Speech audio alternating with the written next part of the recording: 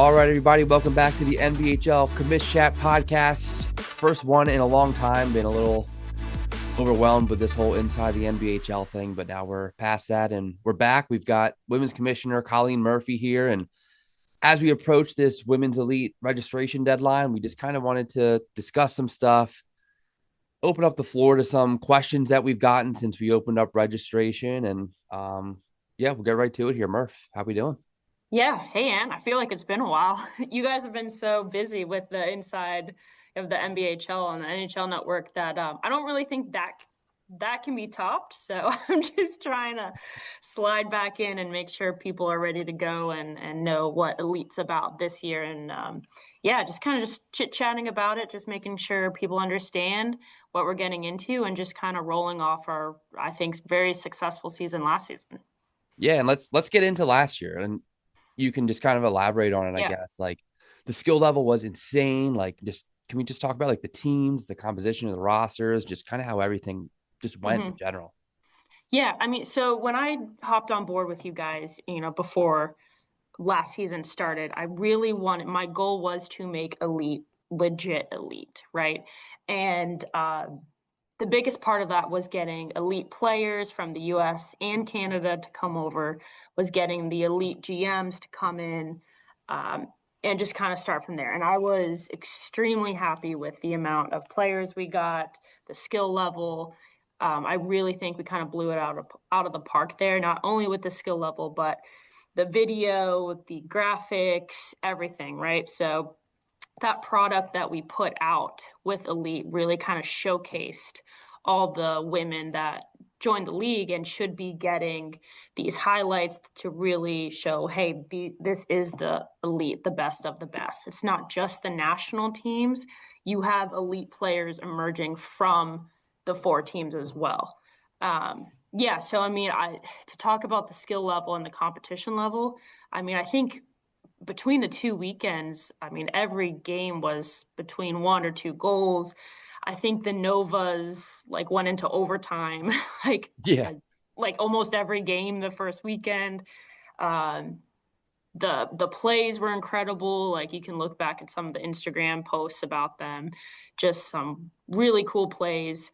And I just think bringing it to that level really showcased the top players, but like I said, allowed some of maybe the players that were well known but not as well known to really shine. And that's what we want. We want the elite players to show off their skills, but also allow all the other players to play with the players you never get to play with, right? That's the draft format of it. That's what makes it different. That's what makes it fun for the women, is you get to play with an Emma Seitz. You get to play with, Catherine Murphy and her ridiculous hand-eye coordination. You get to play with a Maddie Nichols who's going to be dishing passes to you. So I don't know, just really happy with how it went. And that's what I'm looking forward to this season. And the regular season was intense. And then we got to the playoffs the second weekend, and it was just another level. Like it was so fun to watch. Yeah, yes. And I mean, obviously championship weekend is going to be another level versus the first weekend. The first weekend, everyone's kind of feeling each other out, right? You're playing with some players you haven't played with.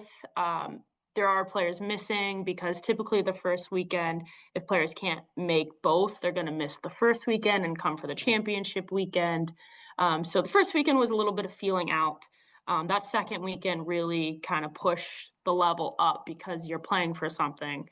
And with it being that single elimination knockout playoffs Sunday morning, it raises the level of intensity for sure. It was wild. It was. I mean, you want to talk about your championship game? No, I want to talk about it. You can talk about it. Listen, I told you, we talked about this before that weekend, and you put it into the atmosphere. And you're like, Murph, are you going to be able to hand this trophy over to not the Orcas if somebody beats you on a game-winning goal in overtime? I was like, yeah, and I'll do it. I don't care. That's what I signed up for. And that's exactly what happened. So you threw that into the air. I know. I feel guilty about that. I was just trying to be over prepared in case that situation did happen. And I remember watching the goal happen and seeing you right there. I was like, oh my God, I cannot Oh believe yeah, it that's hit how that off just me. played out. Yeah. Yeah, I literally scored the winning goal because the shot from the point hit off of my arm and in. Yeah, 100%. Like that was me. That was literally the picture perfect ending that we wanted, right, for the league. Yeah. But I mean, like You I as a said, I player. did what I Yeah. did. Like the Angels played an amazing game.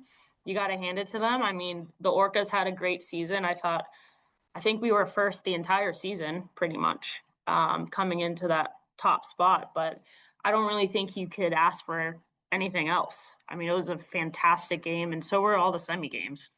Yeah. I mean, it's back-to-back years of the finals going to overtime. Yeah, It's I mean, that's best case there's scenario. not much else you need Yeah. there, right? Like it was a tight, low scoring game, typically like defense first type of mindset. And then usually it's just a lucky bounce and a good play on a turnover and boom, it's in the back of your net. That's hockey though. What are you gonna do? Yeah. It's a great play. Yep. Yeah. I remember walking on the rink and I looked at you and I gave you like a little thumbs up, like, are you good? And you're like, yeah, I'm fine. I'm fine. Yeah. Okay. All right. We're good. Yeah. I mean that's like I told you too, and like this job comes first and then I play. Yep. Like I'm gonna do my job and then playing comes second. Yeah. So don't tell the Orcas that, but they know. They know what they're getting into with having me on the team. Yeah. Kudos to how you handled that. I thought it was very professional. And yeah, shout out to the Angels. Yeah. GM Lisa Kilroy. Well done.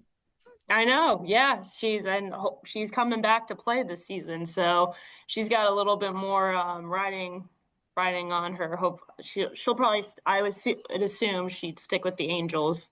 I kind of figured that'll be the case, but she's got a little bit more riding on some pressure with her. Actually playing. She brought the team to the championship one. Now she's got to do it again as probably a leader on that team. Yeah, 100%. So getting into 2026 season, the 4 teams, we're just keeping it at 4. There's some people who've suggested adding teams or making it, 5 or 6 teams, but we wanted to stick at 4. And can you just, I guess, explain why we decided that was how we were going to handle this? Yeah, so the thought process on sticking with the 4 elite teams, being the Orcas, Angels, Hyenas, and Novas, is we want to keep it elite. We want to keep it at the highest level of play that we can. Expanding, sure, obviously we want to expand in the future, but for now, with it coming into its 3rd year, I want to make sure we're still producing a high quality product with the teams and the skill level before we kind of open it up more, right? I want people to find their team and really stick with their team. If you're a fan of the NBHL and Elite and you're a big fan of the Angels or the Hyenas, like I want people to really be invested in those teams. Same with the players, right? Like I think if you have a smaller elite skill group and team and players that you're playing with, you'll also start to pick up more of those tendencies with those players playing with and against them. So it creates a more competitive atmosphere. Yeah, so that was just kind of the thought process. I just want to continue off what we did last season into 2026 to continue to build that high level of compete. And it's not to say that we don't hope to expand someday. It's just we're still in a growth phase with this, and we're building up players, hoping to get players that return and, keep the momentum going from where we are. And, say this year goes great. We get a lot of talent that comes into this league. We're certainly open to expanding in the future. It's just for right now, we think it's good to stick where we're at. And we added our B pool, which we'll get into in a little bit. But do you want to talk, I guess, how the draft will work for the 4 teams? Yeah, so not much is really going to change draft wise and how everything works. We did talk about, having the teams have some keeper players, and what a keeper player means is the Hyenas, Angels, Orcas, and Novas have the option to keep X amount of players that were on their team from last year. And that number is going to be determined based on the sign-up allocation that we get. So numbers have been floating around anywhere from maybe 3 to 5 players, just depending on what we're looking at, what players might be coming back, what players might not be, things like that. So that will be determined before the draft actually happens with the GMs. And again, the draft will be late May, early June, not super decided yet. We're trying to aim for late May after signups are done. And then, everything will be, sent out and communicated to everyone, right? Like there's no secrets here. Everyone's going to know what's going on. 100%. And then getting into, I guess, some of the changes that are happening. If we added our B/developmental tier, and I guess if you want to explain a little bit why did we do this, and what is the goal here, and how is it going to be featured in comparison to our top level of women's elite? Yeah, that's a good question to start with, because it's much more easier to talk about the B division than post about it, I think. And I know there's been, obviously like, oh, what is this NBHL Elite B? Like, why is it named this? All that going on. But to put it in simple terms for everyone, kind of think of it like this. Think of Elite being the NHL. And then think of the B division being the AHL. So it's a developmental pool of players that weren't drafted initially onto one of the 4 teams.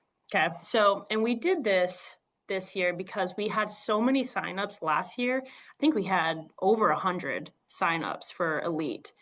And we could only pick, a portion that got drafted to the 4 teams. So we still had a large pool of players that I think easily, depending, could have played in Elite. Some maybe shouldn't have. But the point being is we're making a division for players that maybe didn't get drafted initially, but can still have a chance to play in Elite if they develop, work hard, get seen by the GMs.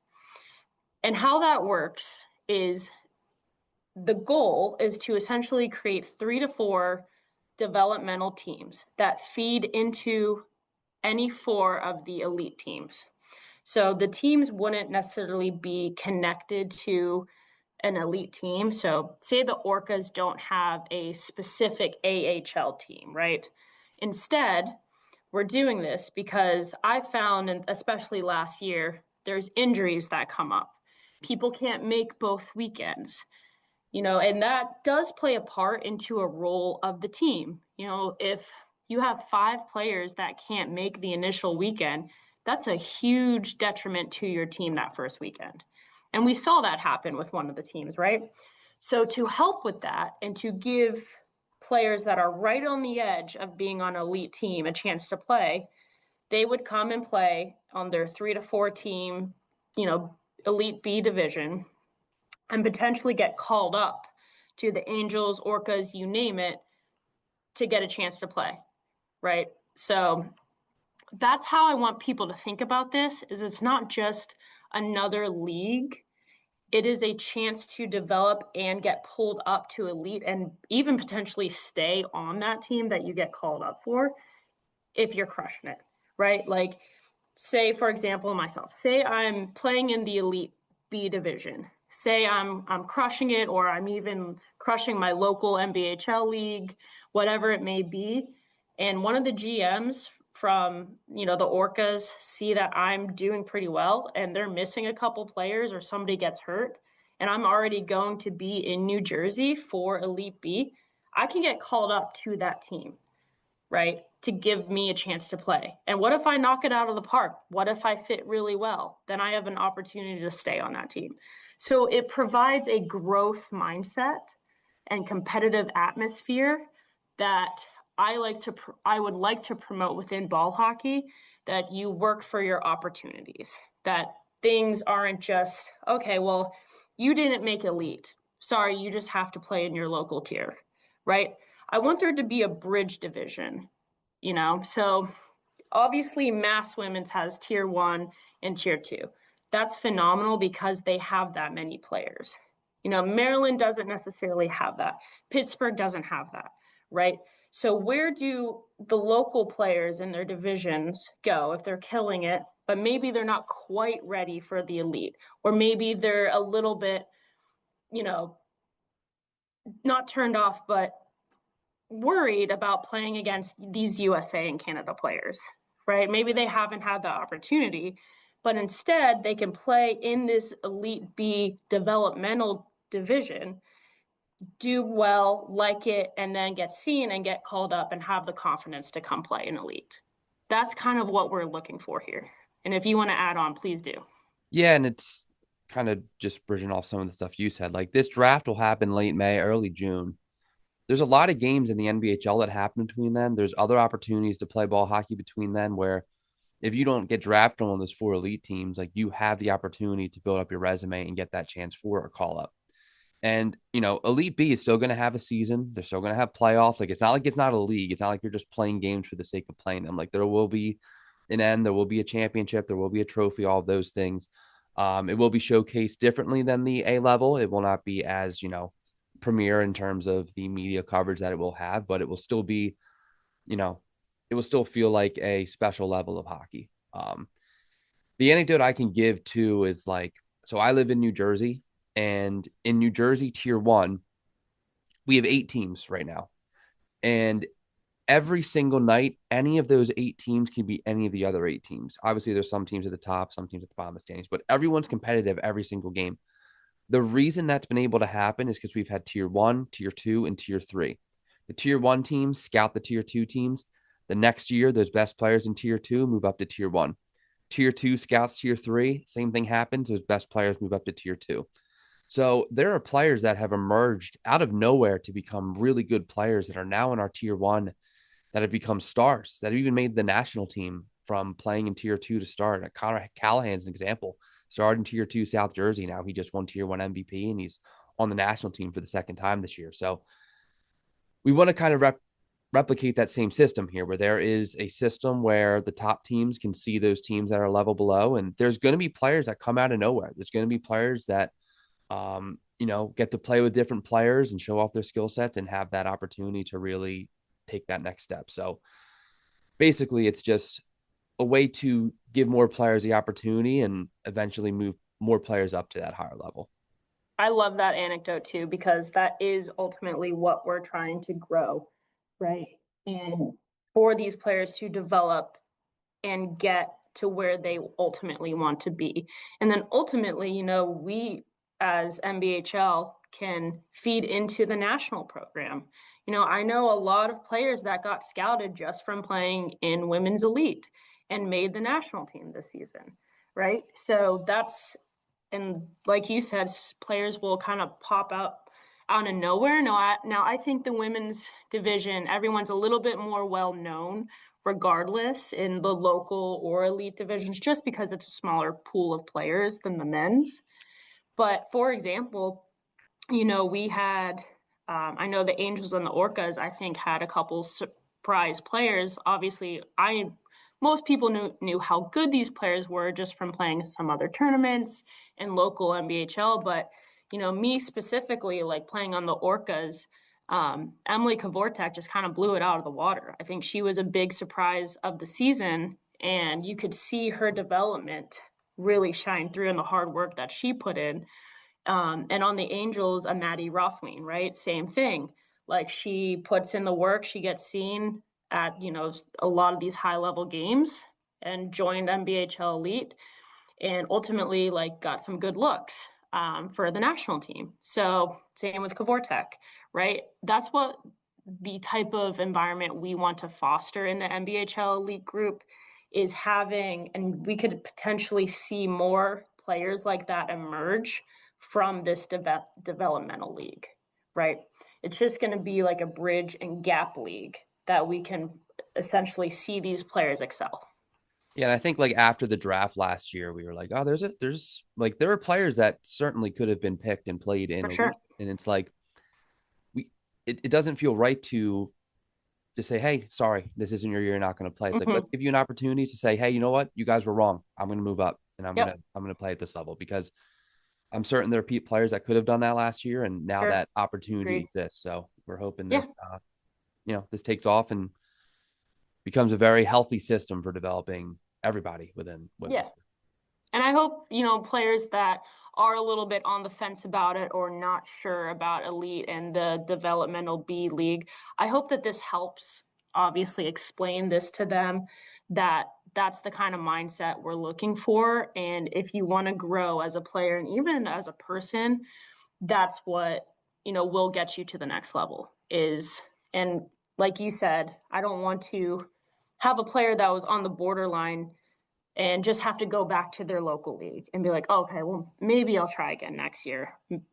Obviously that's hard for any player. I've been cut from multiple teams before and it sucks. But now that I have something to look forward to and there's nothing really stopping me from still potentially being a part of the elite league, okay, well, that's motivation for me now. Now I still have a chance. If for some reason I don't get drafted, I can still put in the effort, get seen, and get called up. So I think that's what we want to foster here. Yeah, and like even if you look at the timeline of elite, like the first year, completely experimental. We had no idea if it was going to work. Went great. Year 2, took a step up. We're like, okay, this is what we want this to be. This is where this needs to continue growing at. But then it's like, how do we sustain this? How do we keep this growing long term? And that's part of what this B is as well. This is what's making elite sustainable. It's a continual development of talent. And it's not to say we aren't doing that at the local levels too, because that is happening. And we have such a great pool of players coming in, but this is just a different atmosphere. Everyone's together. Like it's just different when you see players in person than watching them on video and stuff. Like it's just so much easier to just understand how a player plays the game. And this is just a long-term play to continue growing this women's elite, continue getting players in, and make it elite, make it the best thing that we can possibly make it. So we're excited about this. If you're on the fence and aren't sure if you can make into elite, this is your opportunity to get in the door and work your way up to it. An option we haven't had before that we, like I said, we feel good about it. We hope it works out. Yeah. And, I would just encourage players to sign up. And if you have any specific questions or you're not sure, I would love to just reach out to me, talk to me. Like I said, it's hard sometimes just through like an email or a social media post and you don't quite understand, but having a conversation with somebody goes a long way. Yeah. Yeah. What is it? Colleen at the NBHL.com. It is. Yes. Yep. Shoot me an email. I'll probably give you my phone number and we can chat there. So honestly, like I'm not that scary. I promise. Well, sometimes I don't know. Sometimes when I get mad. But yeah, so our B division, really excited about that. And then I guess the other change is we originally advertised the second weekend as being in North Jersey. It's no longer going to be in North Jersey. It's going to be like 20 minutes outside of Philly in Marple. It's a 2-rink facility. With the announcement of our new men's elite tier format, we're going to have men's elite and women's elite together for that second weekend, but it will be the first weekend for men's elite and the championship weekend for women's elite. But it's a 2-rink facility. Both rinks are in the same building. I just checked it out last weekend for the first time. It's awesome over there. So everybody will be there at the same time, and that women's championship will happen over there. So excited about that. But yeah, beyond that, registration closes Friday, 15th. Register on TickPick. Everything's on the website. And yeah, Murph, anything else to add here? Yeah, no, I mean, to just quickly add on to the locations, both locations are near a major airport, which is phenomenal, I think. Easy access in and out. It's Marple. Is that how you say it? Marple. It's not like it's basically maple with an R. Yeah, that's how would the Boston kids say it? Marple. Yeah, that was pretty spot on. Not bad. Yeah, I spent too much time with those kids. I don't know. Too much time. Yeah, I think that's how it is. I've just read it online, but I assume so. Yeah, no, I think both locations are going to be great. Obviously, Edison, we've been there last year. That first weekend in August will be only women's, just so everyone knows. So focus is going to be highly on the women. Obviously, like not saying it wasn't before, but having just the women there, I think will create a great atmosphere. just with everyone. You know, we'll get our locker room tent set up. I know that was a huge hit last time. Yeah, and a lot of collaboration, some more time. We're working on a couple things, hopefully for the October weekend with some collabs going on. Obviously, we'll kind of throw a little teaser out, but hopefully have a pretty good collab coming up for that October weekend. But yeah, go ahead and sign up, guys. I mean, we're pretty excited for this. I think this season will be even better, if not just as highly skilled and competitive as last year was. And that's really all we can ask for. But ultimately, the league is about the players. You know, we need the players to make the league elite. And that's what it is. So please, if you guys reach out to me about anything, I'm just excited to be here. I know it will be after the ISBHF World Championships. That's in June. So our first weekend will be in August. So that'll be a good continuation of some high level hockey, right? If you're watching the World Championships, that's going to be amazing, but we're going to follow that up and it's going to be just as amazing with our elite. So there's no, hockey tapered off, right? It's just going to be high level all through, October. Yeah, very, very excited to get this going again. Not doing the championship weekend on Halloween this year too. Big change. Yes, that's a big one. Yep, for all the moms out there. Yeah, sorry about that last year. Yep. Definitely an oversight. But yeah, like we mentioned, register now on TickPick. You can find the links on the NBHL.com, all the outlines, all the information's out there. And yeah, any questions, reach out and see you at Elite. Yeah, we're excited for it. Let's do it.